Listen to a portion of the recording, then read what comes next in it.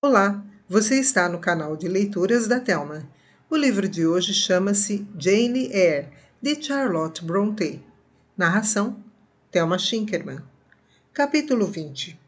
Esqueci-me de correr os cortinados e de puxar o estore da janela, como era costume. Desta forma, quando a lua nasceu, estávamos em lua cheia e num céu sem nuvens. O luar encheu o quarto e acordou-me.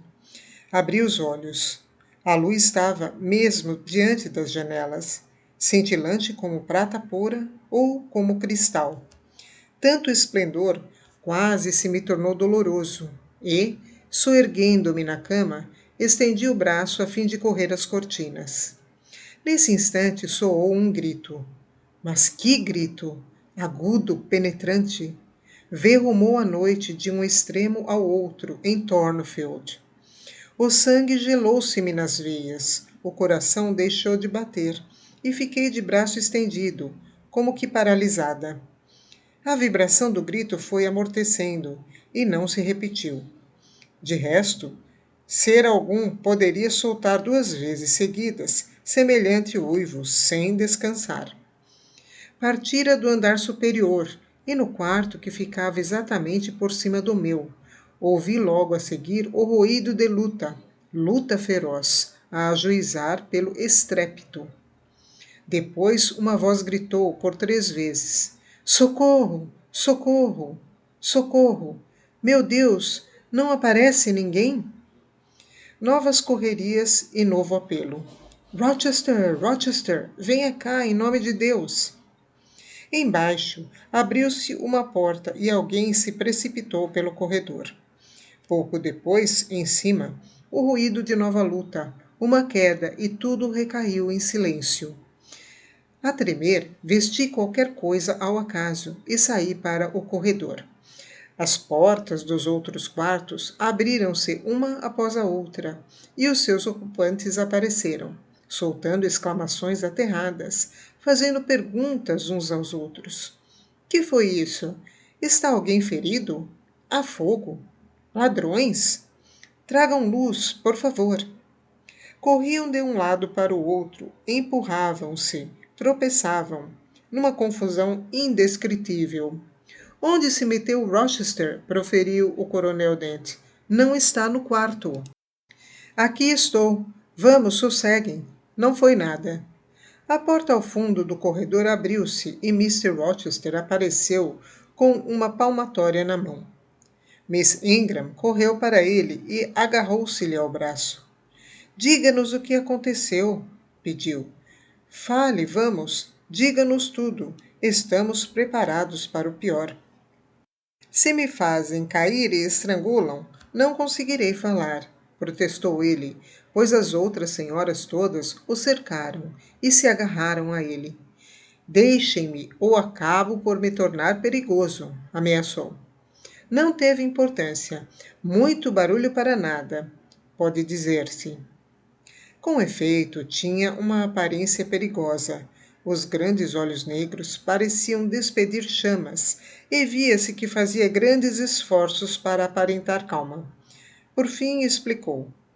Uma das criadas teve um pesadelo. Nada mais. É muito nervosa e, como tomou o sonho pela realidade, supôs ver um fantasma e quase morreu de medo. Agora, peço-lhes que se recolham todos aos quartos e durmam. Enquanto não estiver tudo sossegado, não podemos tratá-la. Vamos, Miss Ingram. Mostre-se superior a terrores sem motivo. Amy e Luísa, regressem ao vosso ninho como 2 lindas pombinhas que são. Quanto às senhoras, concluiu, dirigindo-se às 2 senhoras mais velhas, acabam por apanhar uma pneumonia se continuam neste corredor gelado. E assim, dando ordens a uns, suplicando a outros, lá conseguiu que todos recolhessem aos quartos. Por mim, retirei-me sem que ele desse pela minha ausência ou pela minha presença, mas não voltei a deitar-me. Estava certa de que não se tratava do pesadelo da criada.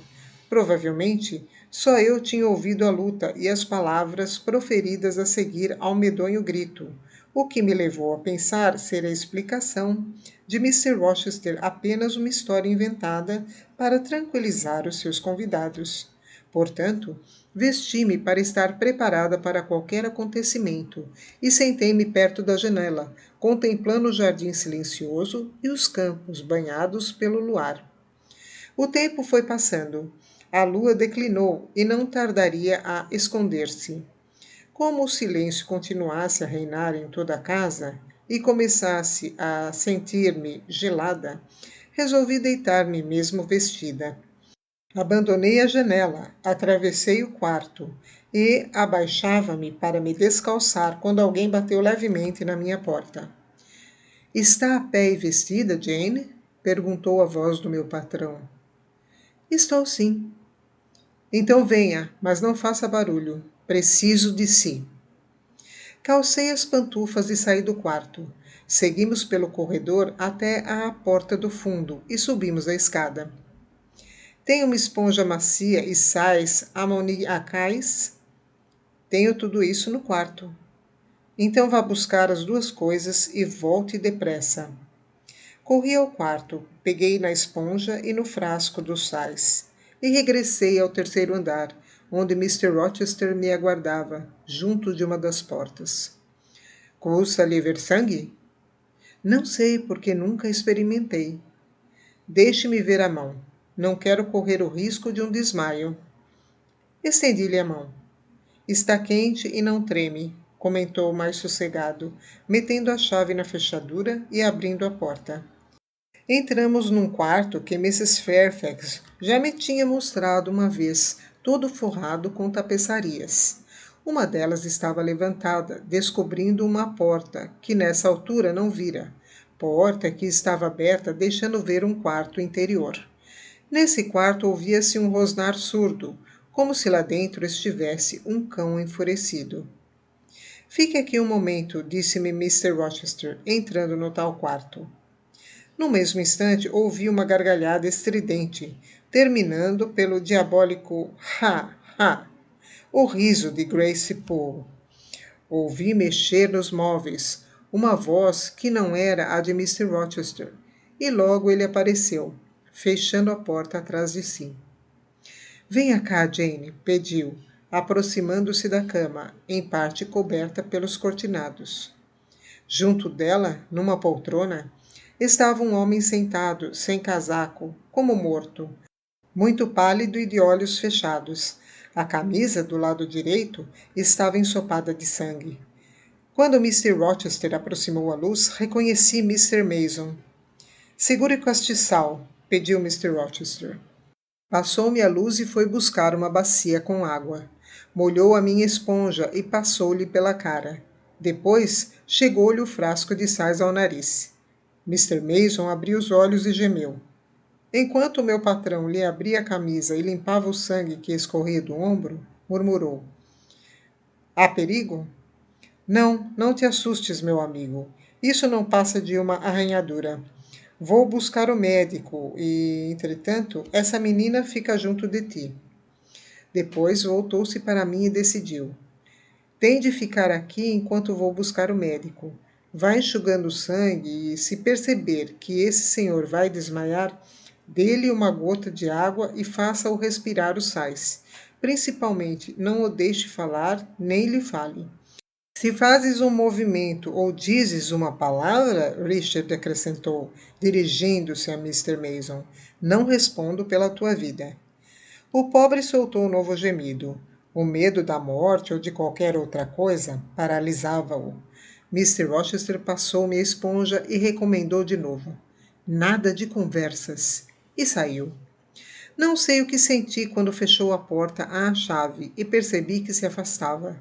Estava sozinha com o ferido, num dos misteriosos quartos do terceiro andar, a 2 passos de Grace Poole. Sim, embora a situação não fosse das mais agradáveis, eu suportava-a. Mas bastava-me a ideia de que Grace Poole poderia transpor a porta e atirar-se a mim, me fazia tremer. No entanto, permaneci no meu posto, vigiando o rosto cadavérico, os lábios violáceos e os olhos, ora fechados, ora abertos, que por vezes me fixavam vítreos em uma expressão de horror. Continuava a molhar a esponja e a enxugar o sangue, enquanto a vela se ia consumindo e as sombras se adensavam em volta de mim, subindo ao longo das tapeçarias, aninhando-se nos cortinados do leito, bailando nas portas do enorme armário, fazendo sobressair estranhamente, como se tivesse vida, a cabeça dos 12 apóstolos nela esculpidos e o Cristo moribundo que, por cima, abrir os braços de marfim na enorme cruz de ébano. Acima de tudo, preocupava-me o demônio ou a fera que se encontrava no quarto contíguo. Depois da visita de Mr. Rochester, sossegara como por encanto. No decorrer daquelas 2 horas, só a ouvi por 3 vezes. Primeiro, andando de um lado para o outro. Depois, repetindo o estranho rosnar. E, por fim, soltando um gemido profundo e humano. As minhas dúvidas atormentavam-me. Que demônio era aquele que não podia ser expulso de Thornfield, nem se submetia ao seu proprietário? Que mistério representava aquele flagelo que nos feria durante a noite com o fogo ou com o crime? Por que motivo aquele estrangeiro, de aparência banal e inofensiva, se achava envolvido naqueles horrores? Que viera fazer àquelas dependências afastadas da casa a uma hora tardia, quando devia estar dormindo tranquilamente no seu quarto? Por que teria sido atacado pela fúria? Que espécie de curiosidade o trouxera até ali, e por que se submetia agora a tudo quanto Mr. Rochester exigia dele? E, justamente porque exigia o meu patrão, tanto o segredo quanto a vida do seu hóspede estivera em perigo. Mr. Mason não discutia com Mr. Rochester e aquela submissão dava-me a impressão de vir de longe, como um hábito. Nas suas anteriores relações, Mr. Mason, tenho certeza, deixava-se passivamente influenciar pela ativa energia do amigo. Sendo assim, qual a origem da consternação manifestada por Mr. Rochester ao receber a notícia da chegada de Mr. Mason?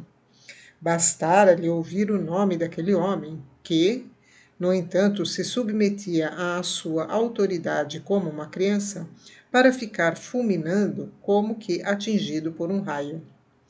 A noite avançava. O ferido, cuja ferida continuava a sangrar, parecia cada vez mais fraco, e Mr. Rochester não voltava.